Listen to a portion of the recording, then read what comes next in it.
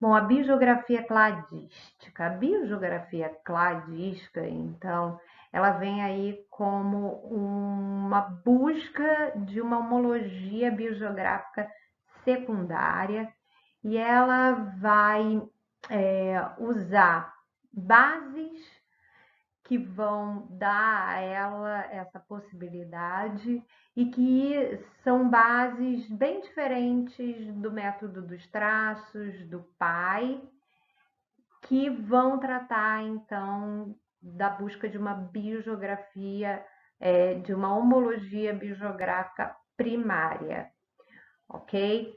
Essa biogeografia cladística, então, ela é proposta por essas duas grandes figuras, que é o Platnick e o Rosen, que estão aí nessas fotos. E o fundamento da biogeografia cladística, e aí a gente lembra do Terra e Vida evoluem junto. Então, o fundamento é a correspondência entre as relações filogenéticas dos grupos de organismos e as relações entre as áreas geográficas. Isso, então, é tido como biogeograficamente informativa, essa relação. Então, o pulo do gato aqui para a gente realmente considerar uma homologia biogeográfica secundária, isso é onde a gente consegue realmente bater o martelo e dizer, ok, essas regiões, essas áreas tiveram uma história similar, né? E vice-versa, os seres vivos ali também, em função das regiões,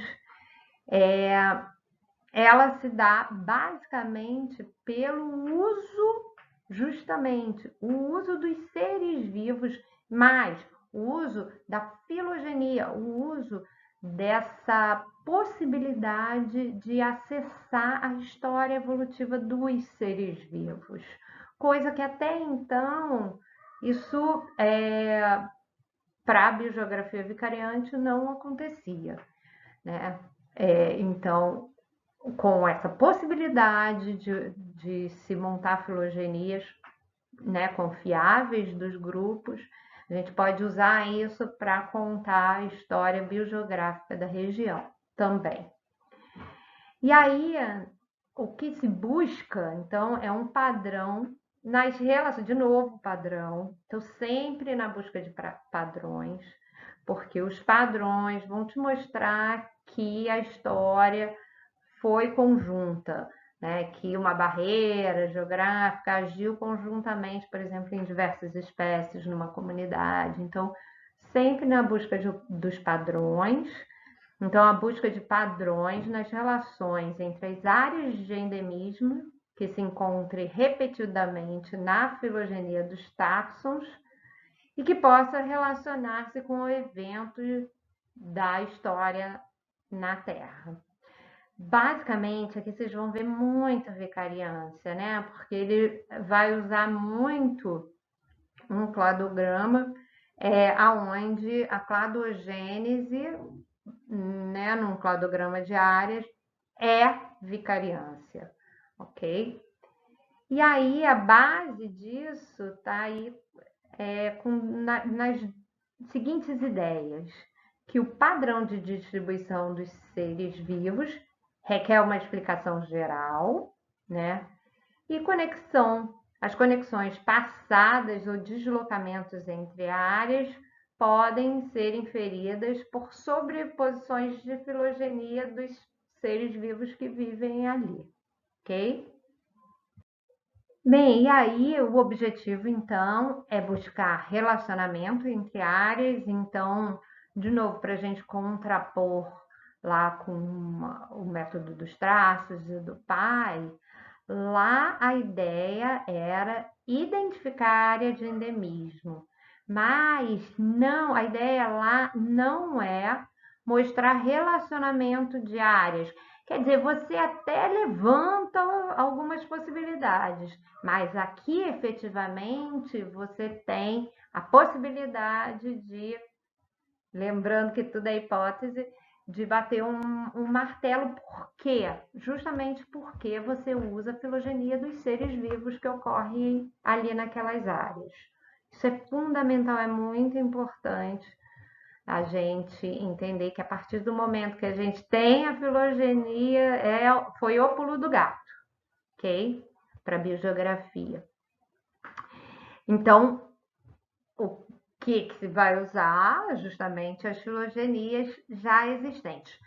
Por um lado, esse é o pulo do gato, é maravilhoso. Por outro lado, isso é um problema, porque você ter filogenias confiáveis, ou você ter filogenias para certos grupos, enfim, às vezes não é, a gente não tem as filogenias simplesmente. E as filogenias precisam ser confiáveis, robustas, enfim. Então, isso é fundamental para a biogeografia como um todo. Mas aqui que começa o uso das filogenias dos seres vivos, né? Então, é fundamental que as filogenias existam e que elas sejam robustas. Né? Isso pode ser um problema. E aí, como se dá o passo a passo, a receita do bolo para a biogeografia cladística? Em primeiro lugar, a ideia é você gerar um cladograma de áreas. Aqui também a obtenção é um cladograma de áreas diferente do pai, porque aqui você está usando as filogenias, né, como eu acabei de falar, mas você precisa então também ter áreas para que elas sejam os terminais da sua análise. E aqui a gente vai buscar, lembra que eu falei, né, que a panbiogeografia busca a homologia primária e aqui a secundária, então a gente vai buscar para testar elas, enfim, as áreas de endemismo obtidas lá por esses métodos, ok? Tanto o pai quanto o método dos traços. E aí, então, primeiro você definiu como são as áreas, e aí, obviamente, você vai sempre pensar essas áreas e os seres vivos que estão ali. E aí você vai pegar e vai fazer a filogenia de cada grupo que está ali. Então, vão ter várias filogenias, digamos lá, o gênero Guetarda, o gênero Aquimeia, o gênero Pseudocameles, enfim, camelos, da girafa, enfim, né? E você vai fazer várias filogenias, então. Então, esse número 2 está dizendo isso. Análise filogenética dos grupos presentes nessas unidades amostrais de área. Depois, você vai pegar cada uma dessas filogenias. Então, para a espécie A, B, C, D, então vou pegar a filogenia da espécie A, vou pegar aqueles terminais que estão ali, que são as espécies, e vou, ou qualquer categoria taxonômica, e vou tirar e substituir no terminal pela área em que eles ocorrem. É basicamente isso. Ok? E aí eu vou fazer isso para todas as análises filogenéticas, tá?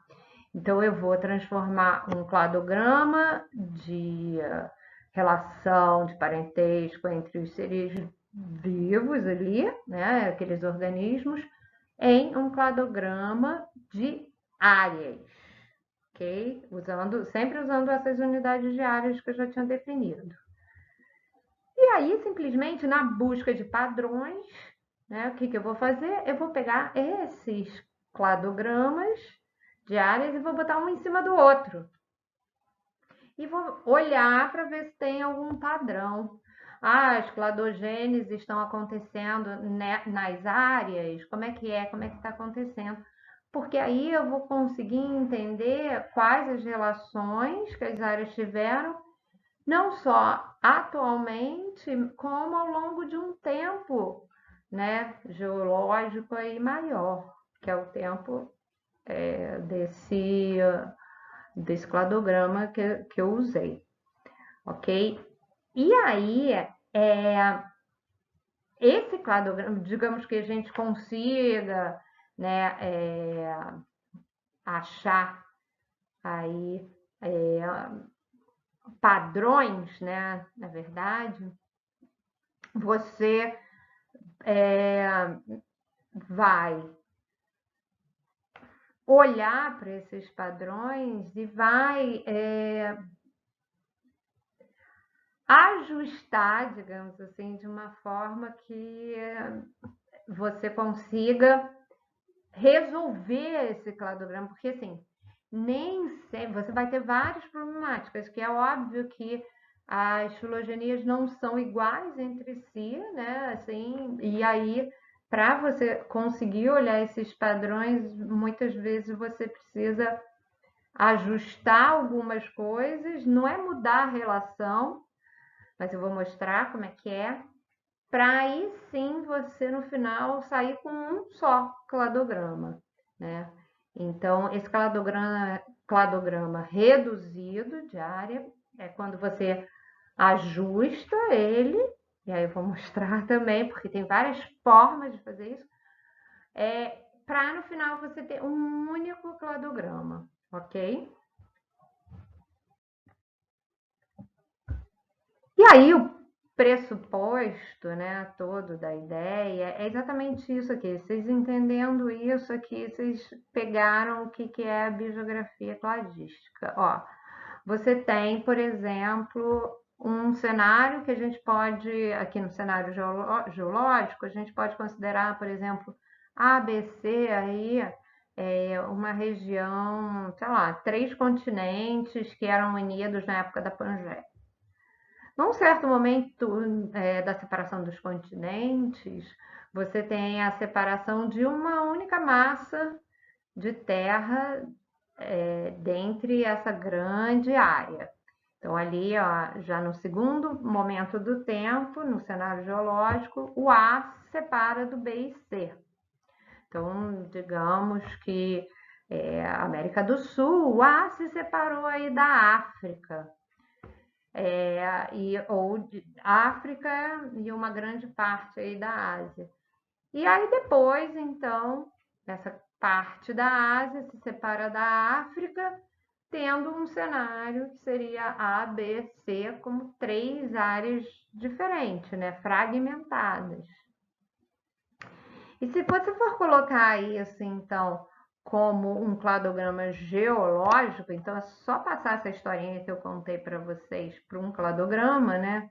Então você vê ali um cladograma onde você tem o A, B e C, e aí em um certo momento o A se separa do B e C, que nesse momento da separação B e C é uma única massa de terra, no caso aqui, né?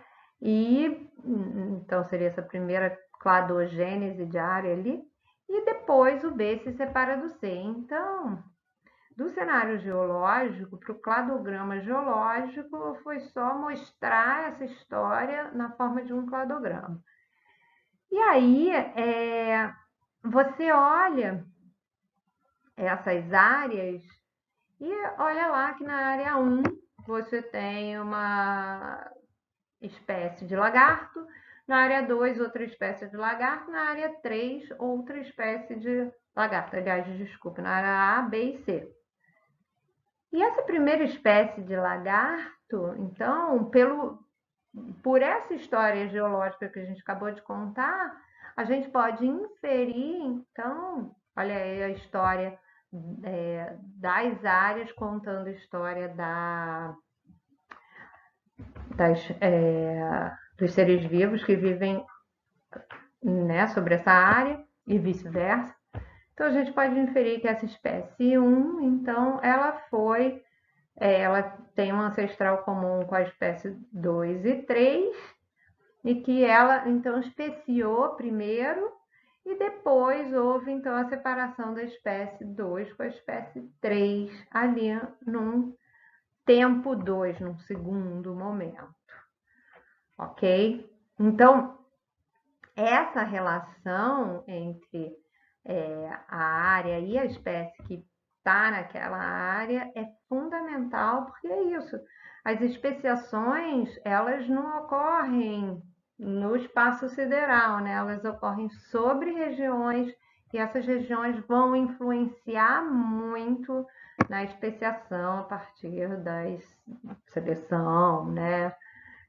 Enfim. Então, essa relação que se busca usar aqui na biogeografia cladística. Aqui, então, assim, para a gente ver mais na prática o que seria essa metodologia da biogeografia cladística, você tem dois cladogramas de área, de táxon, desculpa. No primeiro, o táxon ABC, no segundo, XYG. E aí, nesses cladogramas, a história que está sendo contada é que A, então, especiou, primeiro está ali na base do cladograma, depois B e C. Assim como no cladograma C, ali, o X especiou primeiro e depois o Y e o Z, ok? E aí, o que eu faço? Eu simplesmente substituo, né? Então, o A, ele está ali presente na Nova Zelândia, então eu tiro o A do terminal e coloco Nova Zelândia. O B está presente ali na Austrália, então eu simplesmente tiro a letra B e escrevo Austrália. E o C está presente ali no Chile, e aí é só tirar, né, a letra C e escrever Chile. E para o outro cladograma de táxon, eu faço exatamente a mesma coisa. O X está na Nova Zelândia, eu substituo o X por Nova Zelândia. O Y na Austrália, só substituir. E o Z no Chile, eu só substituir. E depois eu pego esses dois cladogramas, ponho um em cima do outro, que eles são iguais, né, na verdade. E aí o que eu tenho é esse cladograma de áreas, onde primeiro, né, houve então a separação da Nova Zelândia e uma massa nesse primeiro momento ainda se mantém com a Austrália e o Chile unidos, e depois, então num segundo momento, a Austrália e o Chile eles vão se separar. E é muito interessante nesse caso, porque quando você olha pela proximidade atual e quer contar essa história, provavelmente você vai contar a história de que o Chile foi o primeiro a se separar da Austrália e Nova Zelândia, e que depois a Austrália e Nova Zelândia se separaram. O que, né, a filogenia dos habitantes desses lugares não conta essa história, ok? Então, aqui de uma forma mais visual, então, né, aqui na primeira coluna, cladogramas de espécies diferentes, né, de gêneros no caso, e aí a gente tem, então, a transformação desses cladogramas de espécie para cladogramas de área reduzido, como a gente diz, né? Então, essa só substituição, e depois a gente vai ver que tem, às vezes a gente precisa dar umas ajeitadas, digamos assim, e depois a sobreposição desses cladogramas de área para se chegar a um único cladograma, que é esse aqui embaixo, que é o cladograma resolvido, ok? E aqui, nesse caso, como no do exemplo anterior, está tudo muito lindo, tudo muito fácil. Por quê? Porque as espécies, né, que a gente usou são todas endêmicas, cada uma vai ocorrer só numa área e tá maravilhoso. Então, os cladogramas não têm nenhuma incongruência entre si. Mas a gente sabe que no mundo ideal, né, biológico atual, isso não acontece. Então, aí existem diversas metodologias, e aí eu vou mostrar agora só uma, o Trovó vai mostrar outras, para a gente conseguir chegar nesse cladograma resolvido de área, ok? Aqui, assim, só uma das estratégias, né, que é, assim, é mais simples, mas também é a que a gente perde mais quantidade de informação, que é simplesmente você apagar o que não bate. Então, se a gente tem aí 2 cladogramas de área, né, reduzido de áreas, depois de substituir as espécies pelas áreas, a gente simplesmente vai ignorar o que não é congruente, né, o que não bate. E aí, o que a gente vai... Aí a gente joga fora isso que não bate. E aí a gente fica somente com as informações que se sobrepõem, né, que são iguais. Que aqui no caso, então, é esse cladograma aqui bem simplificado, né, onde 5 e 4, né, formam aí um clado e é grupo irmão aí da área 3. Ok? Então, isso é o mais simples, isso é o que menos se usa. Mas é uma possibilidade. E aí a gente mostra aqui quais são geralmente os problemas que a gente enfrenta para conseguir chegar num cladograma resolvido de área, né? Que aí a gente vai lidar com táxons que ocorrem em mais de uma área. Então, são os táxons que a gente chama de distribuição ampla ou amplilocados, né? Que é esse caso 1, se vocês repararem ali no mapa, o táxon 1 ele vai ocorrer tanto na Austrália ali como no sul da Ásia, ok? No 2, ali no mapa 2 das euforbiáceas, a gente tem distribuições redundantes, então uma única área com mais de um táxon, né, como a gente vê ali no sul da Ásia, né, a gente tem 2 e 4 acontecendo ali, né? E uma outra possibilidade de problema são as áreas ausentes, áreas que não têm nenhum táxon, como justamente ali no sul, na Ásia, ali onde a gente não encontra nenhum táxon. E aí, quando a gente olha aí os cladogramas, por exemplo, ou você vai ter uma área aí com um táxon, né, que ocorre em 2 áreas, uma área que é formada por 2 áreas, que é um problema, ou você vai ter uma única área se repetindo no cladograma, ou você vai ter uma área faltante. Bem, mostrando esse cenário aqui que a gente tem aí anfíbios, briófitas e crustáceos que vivem, né, ali nessas mesmas áreas.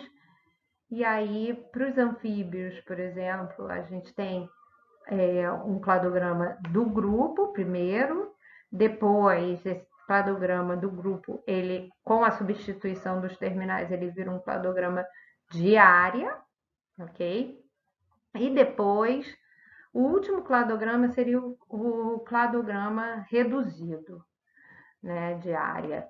Isso esse cladograma reduzido é quando você precisa, de alguma forma, dar uma ajeitadinha para que ele, então, seja um cladograma possível de olhar padrões, né?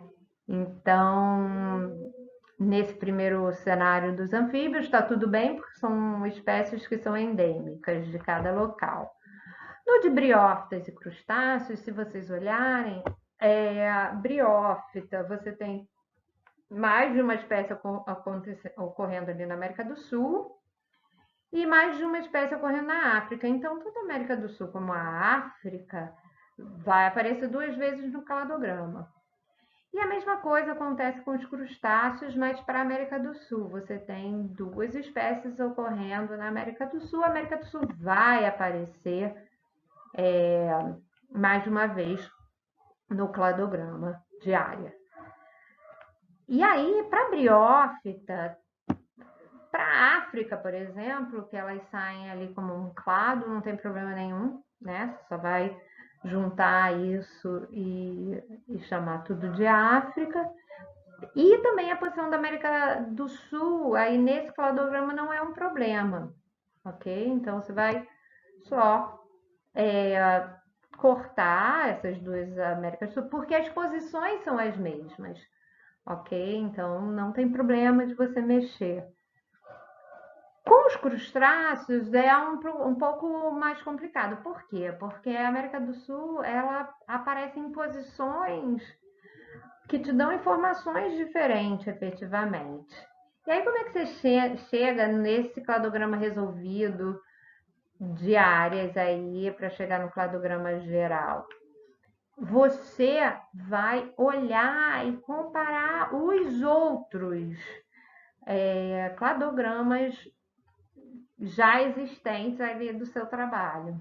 Então, eu olhando aí, aonde a América do Sul, então, olhando para briófitas e para anfíbio, aonde no cladograma de crustáceo faria mais sentido a América do Sul estar, né? Como um grupo irmão da África ou ali como um grupo irmão da Índia, África, né, juntas. Então, olhando e comparando e tendo uma visão geral dos outros cladogramas, a gente entende que faz mais sentido a América do Sul ser aí grupo irmão da África, e aí com esses cladogramas resolvidos, olhando, botando um em cima do outro, a gente tem então o cladograma geral das áreas, que aí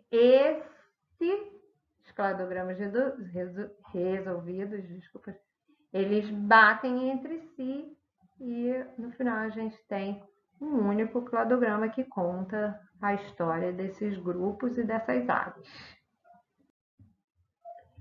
E aí, além dessa forma de você chegar no cladograma reduzido de áreas, resolvido, você tem outros métodos, como a análise de componentes e a parcimônia de Brooks, que o Marcelo vai abordar com vocês, ok? Então, para biogeografia cladística, é isso que eu tinha para mostrar. E eu queria, então, entrar agora na... aqui, interessante, né? É uma biogeografia cladística mundial, feita mesmo com a metodologia que eu acabei de mostrar para diversos grupos, e na hora disso ser colocado aí no nível, né, mundial, esse cladograma resolvido de área, ele bate efetivamente com o que a gente tem de registro geológico de separação de continentes, né? E o que a gente tem hoje em dia. Então, aqui nesse cladograma, as cores estão mostrando aí os momentos, né, das separações. Então, uma coisa interessante é que Madagascar, aqui, a gente acha que, por último, ela separou da África, mas não, ela teve unida lá naquela pontinha da Ásia, e aí a última separação de Madagascar foi justamente com a Ásia ali, a mesma coisa, exatamente a mesma coisa da Austrália com Chile em relação à Nova Zelândia, que eu já comentei. Então, as histórias, o cladograma, mostrado pelo cladograma de áreas, ela pôde ser comprovado pelo que a gente já conhecia da história da separação dos continentes.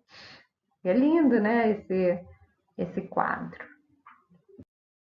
Bem, a gente vai falar um pouco da biogeografia filogenética também. Então, interessante, né? Porque tem a biogeografia cladística, mas é completamente diferente da biogeografia filogenética, sendo que ambas vão usar a filogenia dos seres vivos, só que os objetivos são diferentes, né? Então, isso é muito importante também. Quando você for usar um método, é muito importante você usar o método correto de acordo com o objetivo que você quer. Então, aqui, essa biogeografia filogenética, ela, pelos taxonomistas, é bastante usada, porque ela vai tratar, então, de entender a história biogeográfica de um grupo. Então, qual foi a história, o que aconteceu, onde ele estava, e aqui, nesse momento, ele sofreu uma vicariância, nesse momento foi uma dispersão, como ele ocupa os espaços ou as áreas onde eles estão agora. Então, como objetivo, busca-se entender a história de um táxon, tá? E aí, a ideia é desenhar, na verdade, o cladograma sobre o mapa, porque o cladograma da relação de parentesco com o cladograma filogenético do grupo, então, quando a gente olha só um cladograma, isso você não pensa no aspecto espacial da onde isso aconteceu. E aí, basicamente, você jogando isso no mapa, você consegue, basicamente, parecido como a gente faz evolução de caracteres, né? Então, quando você tem uma filogenia, você pode entender qual o caminho evolutivo que se deu com um determinado caráter. Então, em que momento surge um tal estado, em que momento surge outro estado, enfim. E aqui a gente vai fazer isso para a área que aquele grupo ocorreu, vamos pintar isso no cladograma, ok? Vou mostrar alguns exemplos para vocês entenderem melhor. Então, como diz aqui no slide, então a biogeografia filogenética tenta entender a história de um determinado clado. A ideia é desenhar o cladograma sobre o mapa, dessa forma que eu expliquei.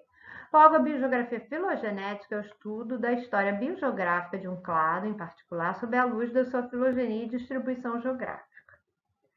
E aí o objetivo, então, é inferir a área ancestral e o objetivo não é entender relacionamento entre as áreas em particular, como é a biogeografia cladística.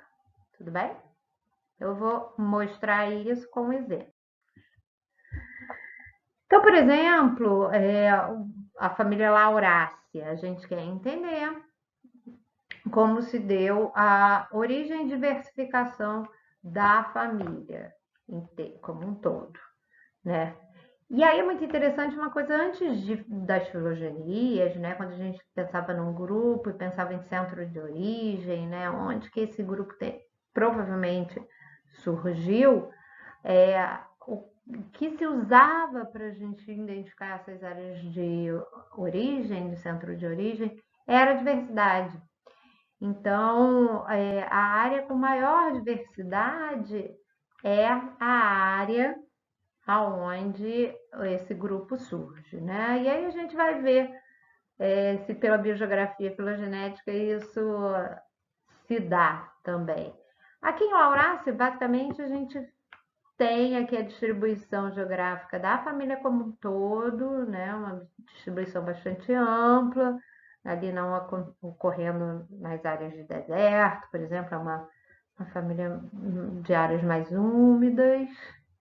E em cima dessa distribuição, então, como ocorreu essa ocupação, né? Aí a gente vai olhar o cladograma, né? Da família como um todo. Esse trabalho é um pouquinho antigo, né? Mas ele até hoje, né? E se usa bastante isso essa filogenia, essa biogeografia, para se entender a origem e diversificação de grupos. Então, a gente olha aqui os grupos. O grupo externo é o que está em amarelinho. Então, Laurácea surge ali naquele clado com suporte de 59. E existe um grupo, né, alguns clados aí, né, que são mais antigos dentro da história da família, que ocorrem, então, ou surgem nessas áreas mais tropicais, né, que a gente pode dizer, grupos guduanos, né, da Guduana. E aí você tem ali alguns clados incertos, são os verdes, e você tem um grande clado com uma única origem na Laurásia, né?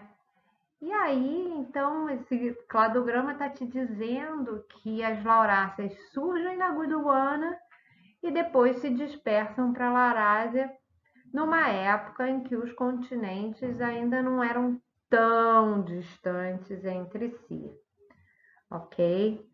E isso, uma coisa interessante na hora de você olhar um cladograma desse e olhar onde esses grupos estão, é que hoje em dia a gente consegue, né, assim, isso se faz frequentemente, você consegue datar os nós, né? Então, quando aconteceram essas cladogêneses? E aí, com essa datação, então, você consegue olhar um determinado evento e comparar se é mais antigo ou mais recente. E, dependendo do que você consegue olhar ali, você consegue inferir se aquele evento geológico ele tem alguma influência sobre essa cladogênese ou não. E aí você consegue dizer, então provavelmente isso aqui foi uma vicariância ou foi uma dispersão, né? Para a Guatéria, né, o gênero de Anonácea, o que aconteceu? Exatamente, eu vou mostrar essa questão da datação, né? O centro de diversidade é aqui na América do Sul, é onde está assim, a grande diversidade das espécies. Para a América Central, você tem pouquíssimas espécies que ocorrem na América Central. Então, quando você olha isso e sabe desse fato, o que você pode suspeitar é que o centro de origem de Guatéria é a América do Sul, né? E aí você pega uma árvore, que é uma árvore datada, consegue datar, né, alguns clados, e o que você tem é esse cenário onde um grado ali que está na base, isso é um grado mais antigo aí na diversificação aí do gênero, ele ocorre na América Central, e aí um grande clado que vai ocorrer na América do Sul, um clado mesmo, e dentro desse grande clado da América do Sul, você ainda acha um clado pequeno na América Central. E aí, com a datação disso tudo, e você conhecendo a história aí do Istmo e do Canal do Panamá, né, as datações disso também, você consegue olhar essas datações e comparar para ver, então, se o istmo ou se a separação, né, o canal aí, podem ter influenciado na história de Guatéria. E o que se vê, principalmente pela evolução mais recente de Guatéria, é que provavelmente a história desse gênero ele está todo ligado à dispersão.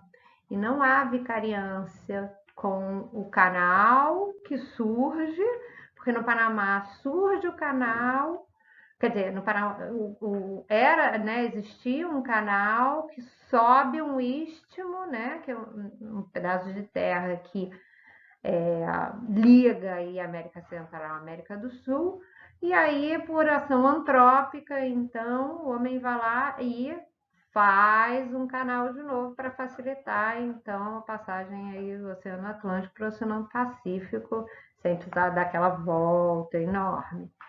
Então, isso poderia, né, tanto o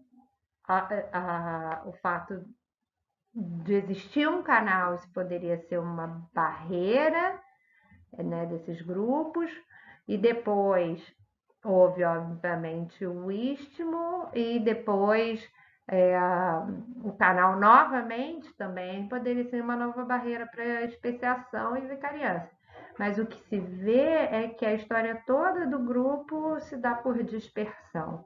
O centro de Guatéria é na América Central, por dispersão, então, da América Central, esse grupo vai para a América do Sul, né?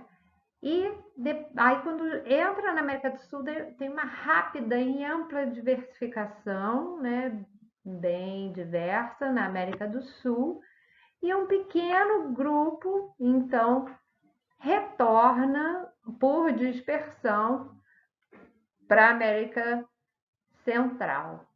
E aí o que a gente tem hoje em dia é alguns grupos da América Central que já estavam lá, né? E outros grupos na América Central que vieram recentemente, digamos assim, pensando em tempo geológico. Então a história é bem diferente do que a gente imagina. A gente imaginava que a origem seria na América do Sul e talvez tivesse então esse grupo expandido a sua, né, ocupação, sua área de distribuição até a América Central.